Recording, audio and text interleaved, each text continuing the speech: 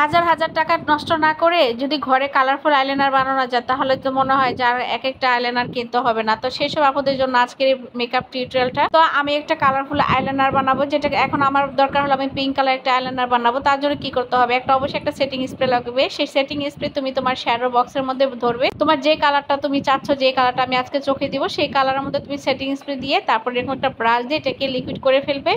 দেন সেটা তুমি তোমার চোখে অ্যাপ্লাই করবে। তো চোখে অ্যাপ্লাই করার পরে তুমি দেখতে পাবে একদম কালারফুল একটা আইলাইনার হয়ে গেছে। সেটা কিন্তু এখন আমি তোমাদের সাথে শেয়ার করছি। এটা সেটিং স্প্রে দিয়ে দিলে তোমার এটা একদম শুকিয়ে যাবে, ড্রাই হবে, একদম নষ্ট হবে না, খুব সুন্দর একটা শেড দেখা যাবে। তো দেখো আমি কিন্তু এক চোখে অ্যাপ্লাই করে দেখিয়ে দিচ্ছি আমার পিঙ্ক কালারটা কত সুন্দর হয়ে গেছে, একদম খুব সুন্দর আমার জামার সাথে ম্যাচিং হয়ে গেছে। তো শুধু শুধু আমরা অনেক টাকা দিয়ে দেখা যায় কালারফুল আইলাইনার কিনি, যে এক একটা আইলাইনার কিনতে গেলে আমাদের অনেকগুলো টাকা পড়ে যায়। আর এরকম করে কিন্তু এত কালার আইলাইনার কেনাটা মানে সম্ভব না। যার জন্য যদি তোমরা এইভাবে আইলাইনার তোমরা কিন্তু নিজের ঘরে এইভাবে বানাতে পারো শুধু একটা সেটিং স্প্রের মাধ্যমে। তো আমার ভিডিওটা যদি ভালো লাগে অবশ্যই লাইক ফলো শেয়ার দিয়ে পাশে দেবে। আজকের মতো এখানে, আল্লাহ হাফেজ।